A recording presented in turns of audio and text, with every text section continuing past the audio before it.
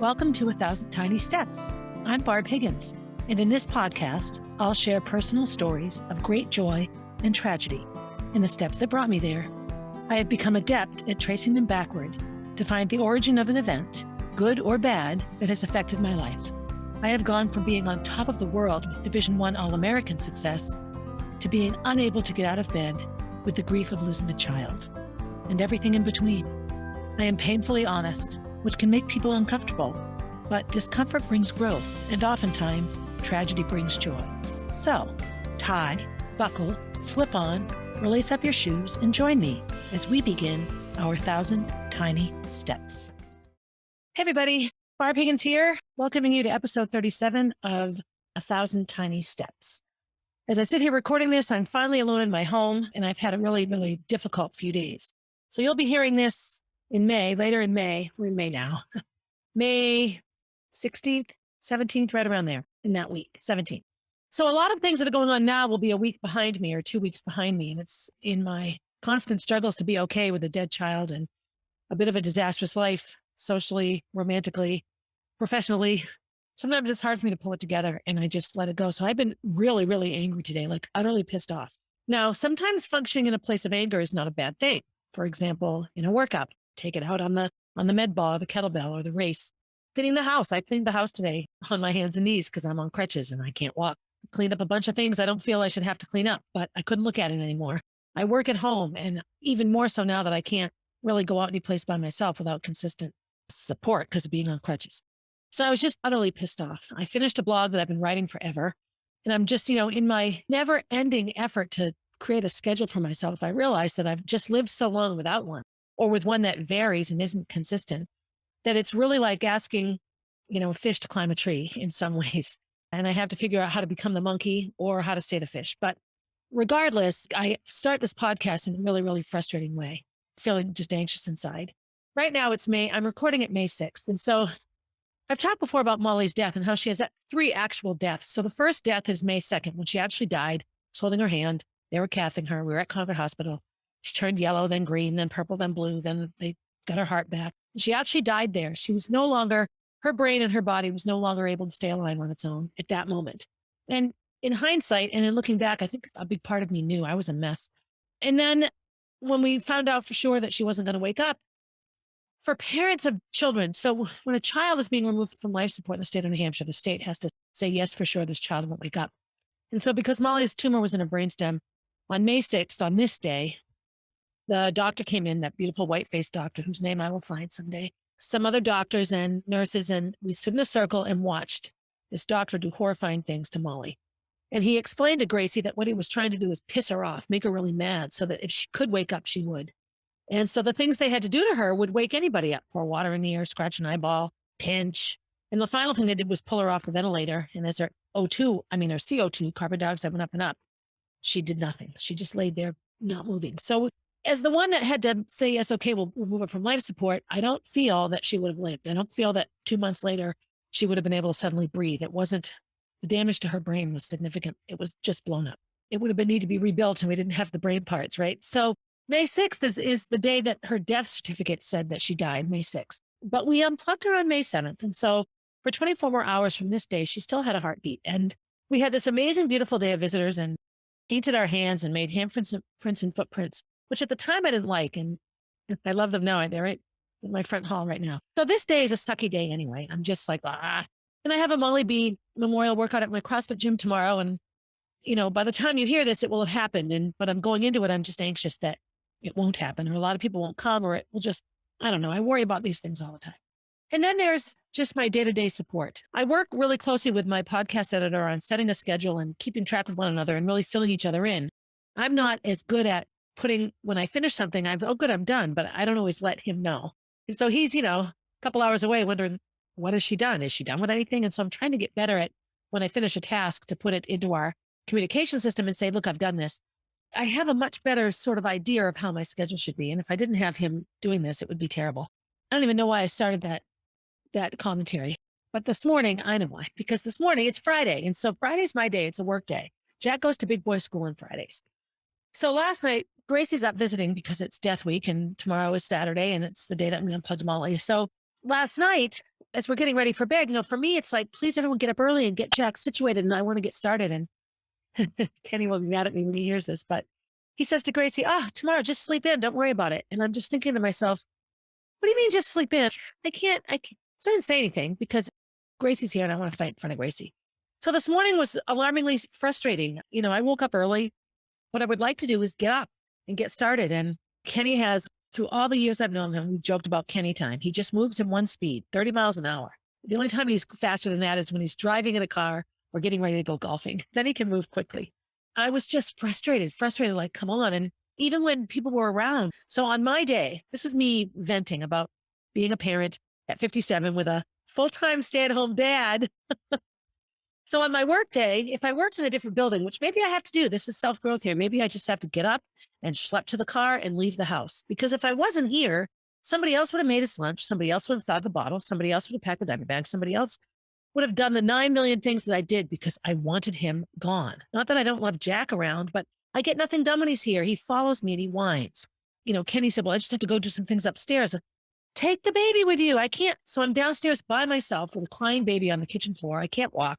Listen to me vent. Oh my gosh, I'm in such an angry mood. And, I'm starting the podcast this way because we all get angry and women especially.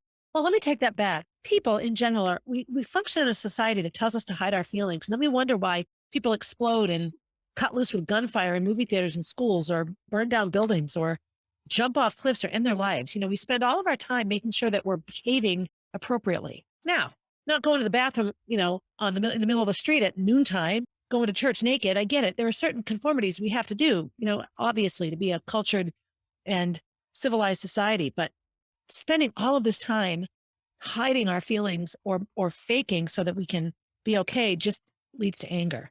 And so this morning, what I realize I need to do, because people don't change, is I have to say, here's a list, start now. And I have to set it up because otherwise I'm recording this podcast. It's noon.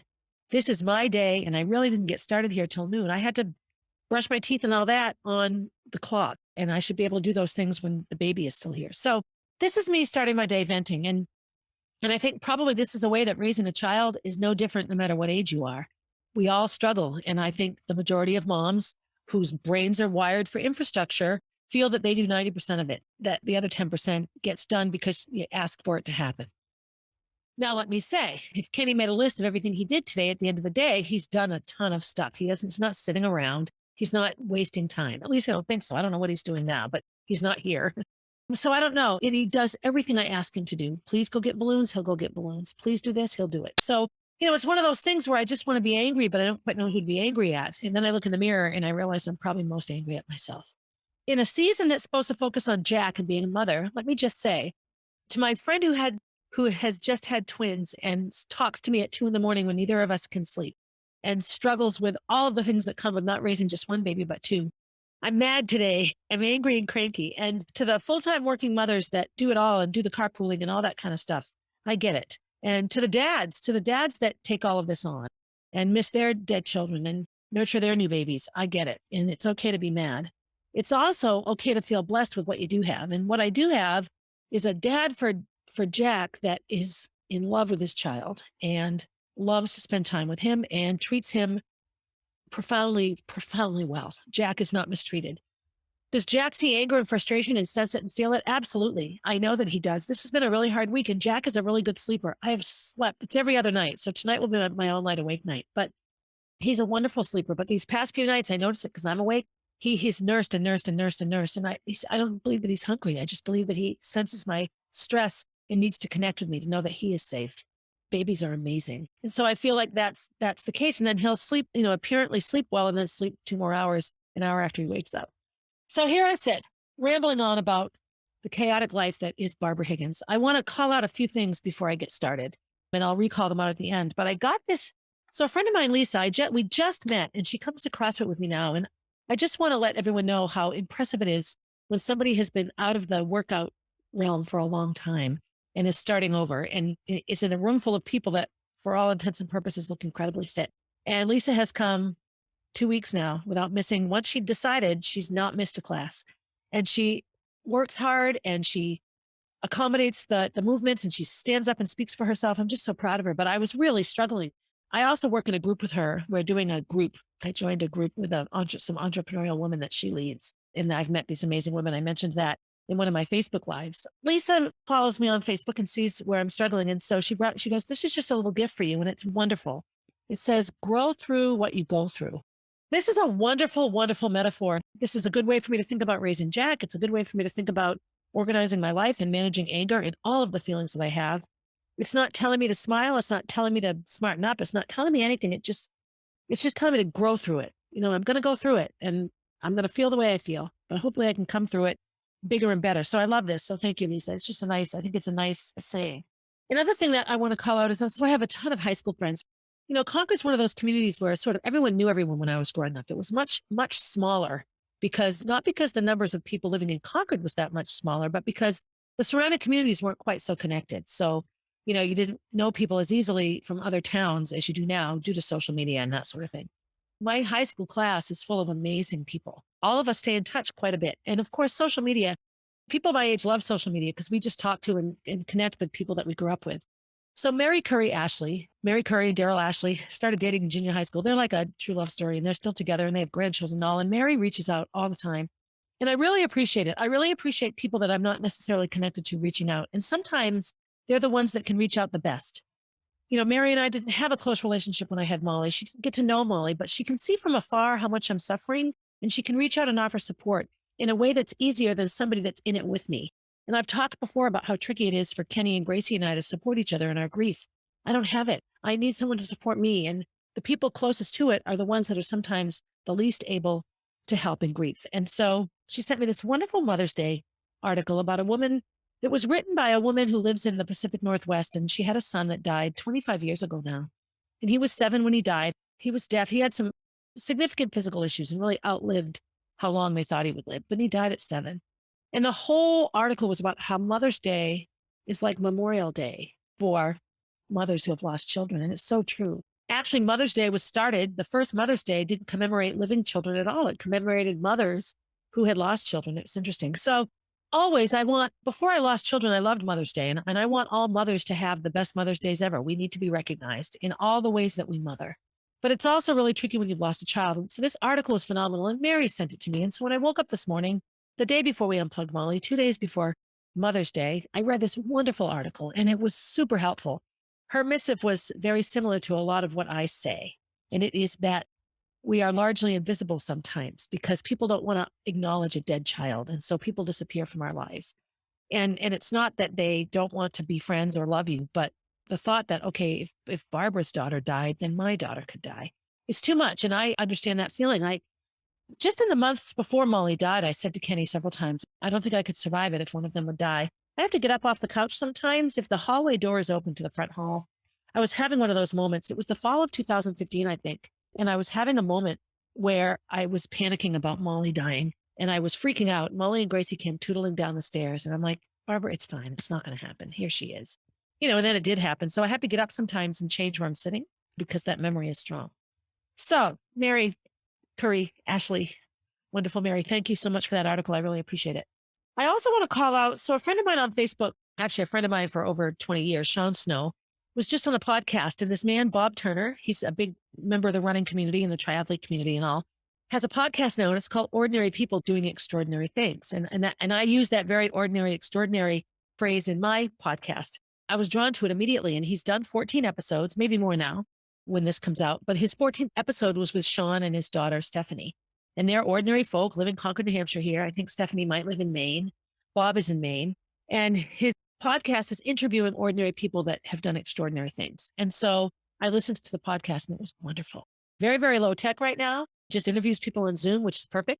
What's important in a podcast sometimes isn't you looking at me, those that are watching, but what's being said, the words that are being said and the meaning behind the words. And it was just tremendous. So I have used running as a metaphor for my life always. And it wasn't until I lost my job, and part of that included losing coaching and losing connections with so many runners that I loved, and with the principal of the high school, Gene Connolly. They were all really connected to my running. And I didn't run. I tried to keep running after I lost my job. I couldn't. I'd run down the road and turn around and come home and cry, get back into bed. Sean talked about the fact that you can look at the actual event. He's in Utah right now doing an Ironman. So that's a 2 point something miles swim. I don't know quite exactly, 2.4 maybe, 112 miles on a bike, and then a marathon, 26 miles. You do that all in one day. So people that aren't into these things look at the event as what's significant. Oh my God, he did that. Whereas the athlete themselves, and I think about this in my 5 minute mile and all the things I did in college with my running, is it's the process. It's what you go through to either have the success or finish the race. That's the important piece and the qualities that you develop along the way. And Sean talked a lot about what the process of becoming an athlete, an endurance athlete did for him. I actually knew him before he had run a step and we talked or run a step seriously. And I was just back to Concord. It was like in the mid 90s, early 90s. And talking about, oh, you run, can you give me some advice sometime? And, before I knew it, he was just involved and enveloped in the running world. He was a coach for a long time. So it was wonderful to listen because it reminded me, grief can also be very self-consuming. And it just reminded me of how many good things there are in the world. If you like listening to stories, and I've only listened to that one podcast, but I don't think it's just athletic stories. I believe it's stories about a lot of different kinds of people. When I get to the point of having guests, he's somebody that would have on, and I hope someday he'll have me on his. Ordinary People Doing Extraordinary Things with Bob Turner. That's what I wanted to say next. Jack, me, mom at 58 versus 38, all the things that go with it. Right now, what is prevalent in my mind, and I think all the time, is the political strife and culture around Jack's first years on the planet as a human baby and how I respond to it. I talked before that after Gracie and Molly were born, after Gracie was born and during Molly's early years, the United States was as unified as it's ever been because it was us against them. The World Trade Center attacks and the Pentagon attacks and the plane going down in Pennsylvania. I remember Chuck drawing a huge flag at the end of my driveway, and we all loved America back then. And it was very unifying, red and blue together. And while, Democrats and Republicans just fight, and then libertarians come in and free staters and all of that, we all have the way we feel. When we live in a country that promotes the fighting as opposed to having us sit together at the table and find the common thread, nothing good happens and nothing good is happening. So right now, as I record this, Roe versus Wade, there was a leak from the Supreme Court that it was going to be overturned. And there is so much more that goes into overturning something or voting for something in the Supreme Court. It really is designed to be completely separate from politics. And right now, it is probably the most political body in government. And that is heart-wrenching for all the people in our country, which is everybody, that relies on a Supreme Court that leaves Donald Trump and Joe Biden out of it, that leaves all of the people connected to those people out of it. Politicians have no place in that court. The hard part is the process to get on the court is extremely political. Who chooses the nominees? The presidents. And then who says yes or no? Politicians. So we've created a corrupt, in my mind, terrible world that doesn't look at anyone's best interests except their own. There's a little girl missing in New Hampshire and presumed dead, and her name is Harmony Montgomery. And she was given to a very abusive father and then disappeared and hasn't been seen for 2 years. Horrifying to think this poor child either could be alive somewhere or suffered a tragic end and nobody can find her. The overriding summary from the investigation is that her needs were never considered or met. Every decision made on behalf of this 7-year-old girl made it easier for the courts and the parents and everyone else to push this case through. No one thought about Harmony and what was truly best for her.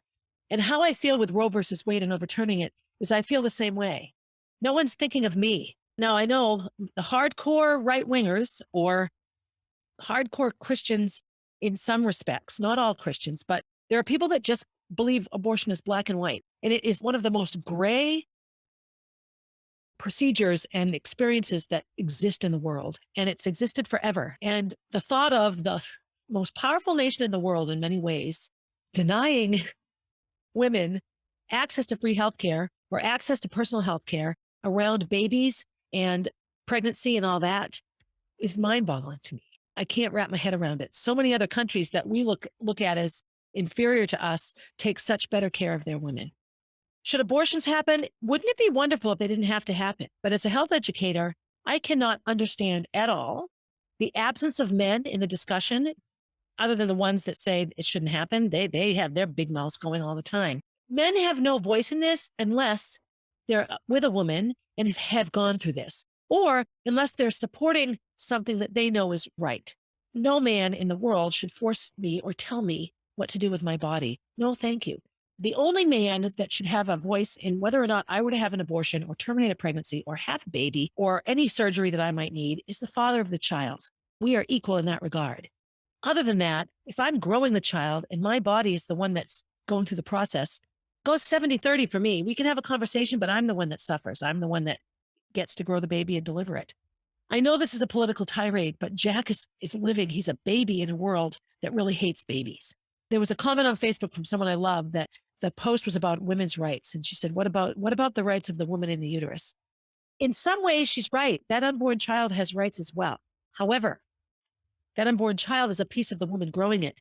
And if it exists in a fallopian tube, then it needs to come out because fallopian tubes don't grow babies. A lot of the abortion laws right now would consider that an abortion. Oh my God. Neither the baby or the mother will live. So it's okay in 2022 to have this woman go through this painful explosion in her stomach, which results in her death and the death of the baby. That makes no sense to me. It literally no sense. I've talked a lot about my first child, Gordy, who died at 25 weeks. He was alive in my belly when we drove to that hospital. His broken heart that could only beat underneath water in fallopian, inside amniotic fluid, was beating.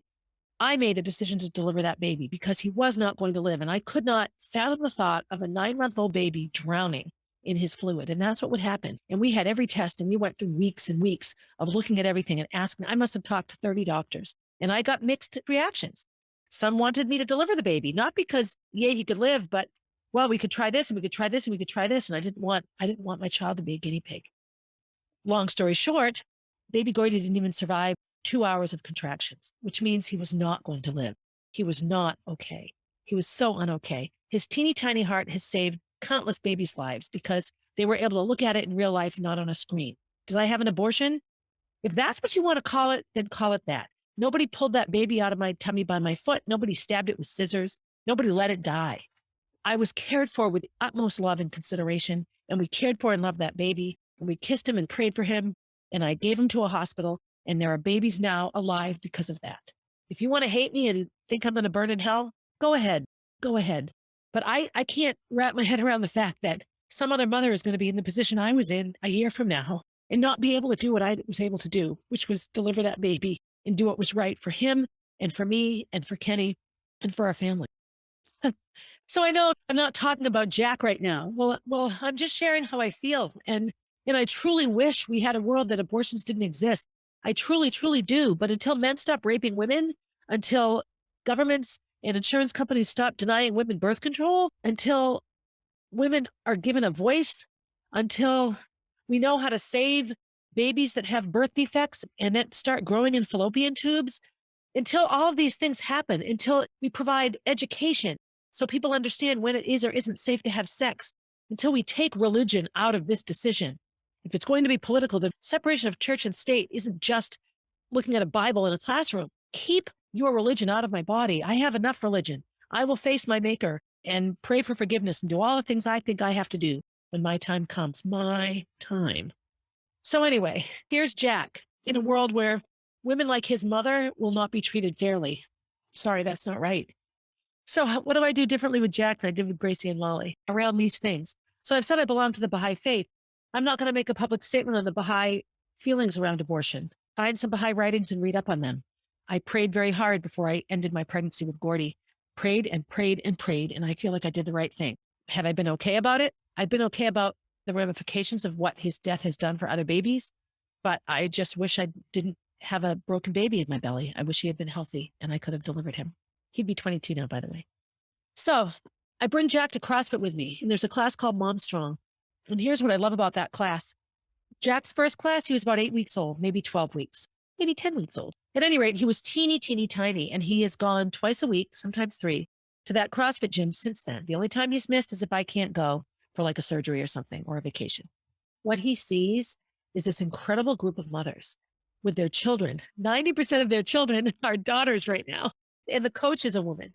The assistant coach and the guy that helps me is a guy, Coach B. So Jack sees a room full of women swinging kettlebells and squatting with wall balls and doing pull-ups and sit-ups and pushing sleds and lifting weights and working out. And he sees all their daughters running free in this gym and a part of the process. And as the daughters get bigger, they copy their mothers. This is what he sees. What does Jack think moms do on Tuesdays and Thursdays? They go to CrossFit and they work out. There are a million ways to show kids these things. I have a lot of friends who have their kids help in the kitchen, cooking and cleaning and all that. I love it. I love it.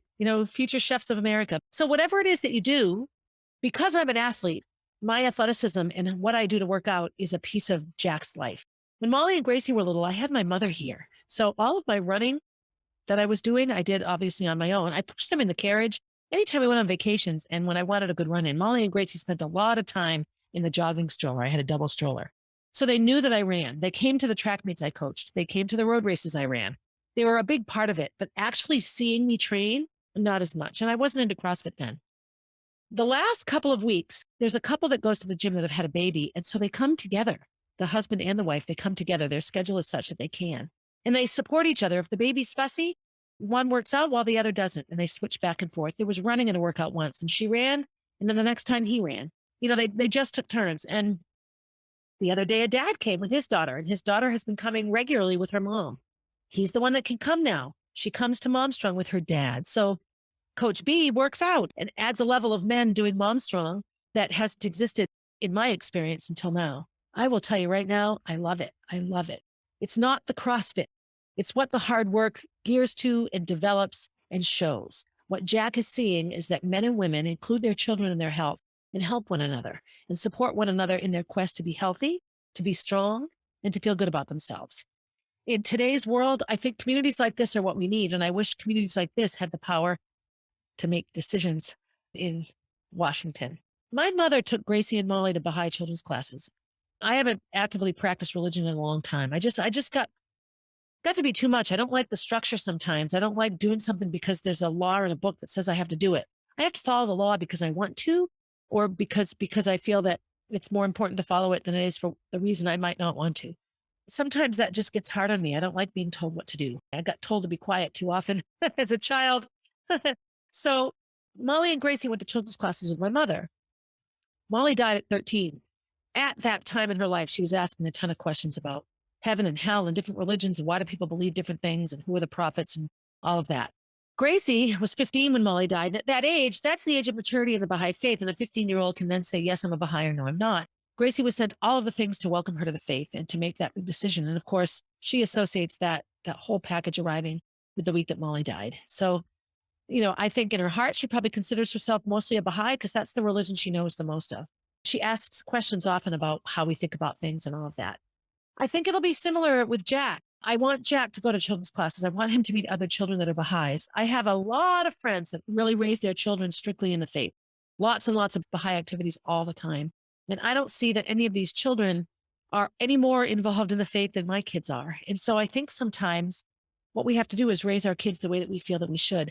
I don't want Jack or Gracie, and I did not want Gordy or Molly to believe something just because I believed it. I have some friends who are atheists and then their children are atheists. Well, that's wonderful if the research into proclaiming atheism by the part of the children came because they researched and found their truth. I have a lot of friends who are Catholic and their kids are Catholic. That's a very family-oriented religion. So lots of people raised in Catholicism stick with it. It's very familiar and there's comfort in the routine and the structure. I get it. I have a lot of friends who are raised in Catholic families that aren't. Churches, in my mind, the churches in Concord are relatively full on Sundays. It's nice to see large groups of people getting together to believe and worship and praise a God that they all believe in together. Jack will learn about all the prophets because that's what Baha'is believe. Baha'is believe in all of the prophets, that revelation is progressive and that God sends messengers as mankind needs an update. You can't do addition your whole life. You have to eventually get to third grade and do multiplication and then get algebra. And then all the, math gets harder and harder as you get older and able to do it. That's a simplified view of how Baha'is believe the prophets. You can't be a Baha'i and not believe in Jesus, but there's a whole lot of other prophets other than Jesus that we also believe in. So the wonderful thing about the faith is lots of children of Baha'i parents find other religions and become them. The Zoroastrian religion and the Buddhism and Islam and Hinduism, all of the beautiful, beautiful ways that we can celebrate and thank whatever God it is we believe in is available and learned by Baha'i children. And so for Jack, it will be that. Politically speaking, I have relatives who are definitely on the side of the Democratic Party. I have relatives that definitely are on the side of the Republican Party. What I love about my family is no one in my family, red or blue or purple in between, uses their political side to just agree with everything because that's what the side believes in. I have healthy Democrats and Republicans in my family. This is how I feel, that take their half out of the middle on certain things. I have relatives who are hardcore NRA. We all should have guns. Big supporters of the freedom to bear arms. Most of these relatives are also hardcore in support of Roe v. Wade. Not that they support abortions, but they support the fact that it really isn't our business to dictate them. So that's Jack's sort of reality. In his life, in this house, we are definitely much more on the liberal side of things. I remember Kenny's dad, we were talking once and I made a comment about Kenny being a Democrat and his father was crestfallen. What? You're a Democrat? And I'm like, hey, I am too. Sorry. It was interesting. And we hold on to our beliefs, I think, because they define us in some ways, but they can also hold us in and shut off a lot of what we could see if we opened our eyes and opened our hearts. Along with what's different for Jack than for Gracie and Molly in our communities is the much bigger prevalence of gay couples that are outwardly gay couples. When I was in high school, I didn't know any two-mom families, zero. I didn't know any. And being gay was just nobody talked about it. And now it's, in my mind, it's not a big deal. And it's much more talked about in schools. Does that mean bullying doesn't still exist? No, kids get bullied all the time for all these things. The transgender movement is incredibly difficult for a lot of people to focus on or deal with. To me, it's all growth. It's all growth process. The human existence, human beings are individuals, but all together, every human on the earth creates a huge ball of energy that has nothing to do with the dirt. It has to do with the people. And part of our job is to support and learn and grow with one another and all of that. And so I look at the equality of women and men and the definitions and limitations that being defined as a certain gender have been able to put on people is important to look at. You can't live inside a body that you don't feel comfortable in. You have to figure it out. And, I can't speak for anything I don't know. I know what it's like to be sexually assaulted, and I know what it's like to be a woman in a man's world. And I know what it's like to be criticized for the size of my boobs or how old I might look or my flabby tummy. And I know how it is to be held back and not paid as much because of my reproductive organs. So what I hope for Jack is that by the time he's old enough to really understand all this, that it has just continued to move along, that we as a society and a culture have a better handle on the transgender community and understanding the importance of pronouns and descriptors and understanding that clothing doesn't define who you are as a human being. It just defines how you want to look in clothes. That he will be an accepting person and understand that he can be who he is. If he's a he and is a hardcore boy, good for him. That's what he gets to be. If he's gay and loves another man and wants to marry that man, good for him. If he falls in love with a woman, good for him. As long as he is a good partner and a healthy person, that's all I want. And, quite honestly, that's all I ever wanted for Gracie and for Molly. I have some friends who have children that are transgender, 2 or 3 different families, actually. It actually is eye-opening and wonderful for me. I've met several from very, very different backgrounds and different realities. And watching the parents strive to support their kids and then struggle with what they might feel they've lost. There's loss for a parent when their child is transgender because they had a baby that they thought was one or the other. And these are things that are hard to hold on to. I think this is one of the biggest pieces of growth, and I will do my best to get better at it. I just want to explain it right to Jack. I had a wonderful conversation with a friend of mine around all of it, and she was teary-eyed, not sad, teary-eyed, so glad that her children felt comfortable enough to be who they were, just trying to be the best mom to all that she could be. So that's what I want to be. That's what I want to be for Jack. How have I changed? And how does that affect culture and social justice? I don't think I've changed in terms of my desire to be accepting. I think I've changed in what I am now learning to accept and not even accept, just grow into. It's just a very different world. I'm sad that our world is as divisive as it is. I'm sad that Jack lives in a country that expounds itself on freedom and yet does everything it can to take freedom away from big chunks of its population. We're a country of immigrants and we just take all our time to make sure only certain people get things. I don't understand it and it makes me sad. And quite honestly, it's the first time that I've actually considered taking Jack and raising him someplace else like France or England or, Brazil. I don't know. Believe me, I'd look because I feel now that maybe this isn't the place that he will be most protected in terms of criticism, or not that we need protection from criticism, but it's just, I don't feel anyone is safe right now because people are so angry and finger pointy and closed-minded. It hurts me and I worry about it. And so much of Jack will come from the values that I instill in him.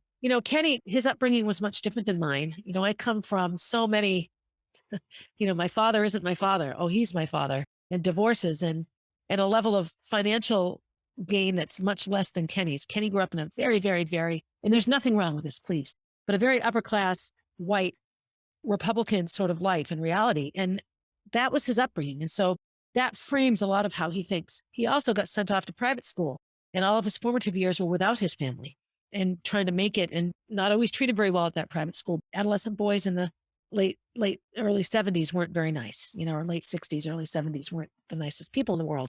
A lot of how he feels formulation with how he felt getting picked on and all of that, and having to come to terms with that all by himself without his mom and dad. That balance to me makes a very well-rounded person. Kenny really struggles, not with accepting a lot that's going on in the world, but with not using language that's offensive and not really truly understanding it. But he's so willing. Gracie and I just, it's okay, Daddy, keep going. But I can't instill black and white values on Jack when so much of my life is gray. And really so much of everyone's life is gray. I'm not going to teach him to dislike somebody because they're doing something I disagree with. That's not my place. If people are good and kind, that's one thing. If Jack comes upon a bully, I will do everything I can to teach Jack to keep himself safe from the bully. But I will also look into what's going on with the bullying. Why is this happening? How do we reconcile that? And to teach Jack to look beyond those things. I think that's a big thing. I have so much angry words in this podcast around Roe versus Wade. I just, I don't want Jack to look at his mother as somebody that's held down. So how do I not be held down? Living in a country that is doing everything it can to hold me down. Look at me, just getting off track. I actually think I'm going to do a podcast season as a health teacher. I was at physical therapy for my shoulder, and I have this amazing PT. And so we were talking about all of the Roe v. Wade and just everything going on. And I talked about a health lesson that I did. And I'm not going to go into it now because it would take up a whole episode, but anyone that took health with me will remember Vagina Week. So that's going to be an episode someday. But she was saying, oh my gosh, you should do podcast episodes on health education. So I actually think I'm going to. I think I could do some great podcasts that would be educational for anyone who listens. I'm going to wrap up here. A lot of this episode has been fueled by my emotional state. It's May 6th, Molly's second death date. And tomorrow, as I record this, is May 7th, the day that we unplugged her and left her in a cold freezer.